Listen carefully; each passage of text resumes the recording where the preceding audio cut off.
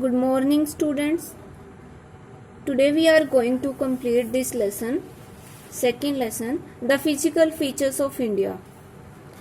We have to read from page number 15, last page of this lesson, second paragraph, left side.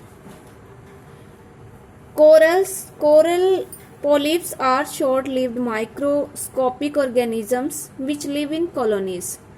Coral polyps जो होते हैं वो बिल्कुल short lived होते हैं, यानी कि थोड़े समय जीवित रहते हैं, और ये माइक्रोस्कोपिक मीन्स बहुत ही छोटे, बहुत ही सूक्ष्म ऑर्गेनिज्म, जीव, सूक्ष्म जीव होते हैं, थोड़े टाइम जो जीवित रहते हैं.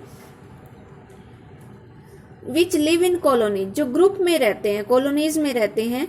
They flourish in shallow mud free and warm waters, और वो शैलो होता है जहाँ कम गहराई हो, मड फ्री जिसमें मिट्टी ना हो, और वॉर्म यानी कि गर्म पानी.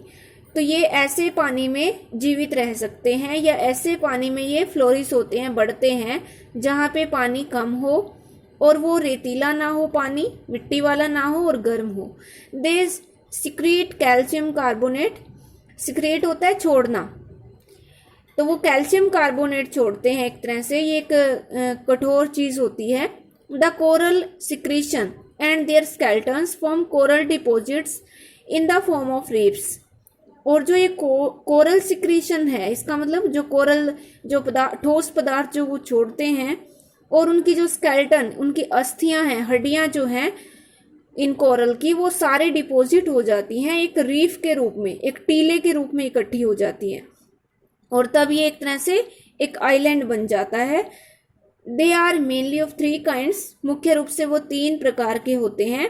Barrier reef, fringing reef and atolls. The great barrier reef of Australia is a good example of first kind of coral reefs. और इनमें से सबसे बेस्ट जो एग्जाम्पल है, एक तरह से ये हम ऑस्ट्रेलिया का बैरियर रीफ को ले सकते हैं इसके एग्जाम्पल के रूप में, जो कोरल रीफ का, कोरल रीफ मीन्स कोरल से बना हुआ टीला, एक सबसे फर्स्ट काइंड है, ये पहला प्रकार है. एटोल्स आर सर्कुलर, जो एटोल्स होते हैं वो सर्कुलर होते हैं, साइज में गोल होते हैं, और horse shoe shaped coral reefs, और घोड़े का जो शू होता है, पैर जैसे पैर की जो शेप है, तो वो उसी शेप के टीले होते हैं. Now you see the elongated chain of islands located in the Bay of Bengal extending from north to south. अभी तक हम जो पढ़ रहे थे वो हम लक्षद्वीप के बारे में पढ़ रहे थे. अब हम एक और नया, एक तरह से नया आइलैंड्स हम कह सकते हैं, अंडमान निकोबार आइलैंड्स. तो ये बंगाल की खाड़ी में नॉर्थ टू साउथ, उत्तर से दक्षिण की तरफ फैला हुआ है, और इसकी एक चेन बनी हुई है. वहां पे चेन होती है, श्रृंखला, एक के बाद एक दूसरा island. These are Andaman and Nicobar island. ये जो आइलैंड्स हैं वो अंडमान निकोबार आइलैंड्स हैं. They are bigger in size, वो साइज में बड़े हैं, and are more numerous and scattered, उनकी संख्या भी ज्यादा है, और वो स्कैटर्ड मीन्स बिखरे हुए हैं. The entire group of islands is divided into 2 broad categories. और जो पूरा जो आइलैंड है, जितने भी आइलैंड्स हैं, वो 2 ब्रॉड मतलब एक विस्तृत जो होता है उसको कहते हैं, 2 विस्तृत कैटेगरीज में इनको डिवाइड किया गया है. The Andaman in the north, उत्तर की साइड जो आइलैंड्स हैं उनको अंडमान कहा जाता है, and the Nicobar in the south, और दक्षिण में जितने भी आइलैंड्स हैं उनको निकोबार कहते हैं. It is believed that these islands are an elevated portion of submarine mountains, और ऐसा माना जाता है कि ये जो आइलैंड्स हैं वो सबमरीन माउंटेन्स, जो समुद्र के अंदर जो माउंटेन्स होते हैं, समुद्र की जो एक तरह से सतह के ऊपर बने होते हैं, जो उनका वो ऊंचा उठा हुआ भाग होता है, एलिवेटेड पोर्शन होता है ये islands. These island groups are of great strategic importance for the country, और इन आइलैंड्स की देश के लिए बहुत ज़्यादा इम्पोर्टेंस है, स्ट्रेटजिक रूप से, एक नीतिगत रूप से. There is great diversity of flora and fauna in this group of islands too. और इन समूहों में, आइलैंड्स के इस समूह पर भी फ्लोरा और फोना वनस्पति और जीव जंतु वो भी उनकी भी विविधता पाई जाती है, डाइवर्सिटी मिलती है। These islands lie close to equator, ये द्वीप जो हैं वो इक्वेटर के बिल्कुल नजदीक स्थित हैं। एंड एक्सपीरियंस इक्वेटोरियल क्लाइमेट, और यहाँ की जलवायु इक्वेटोरियल जलवायु है।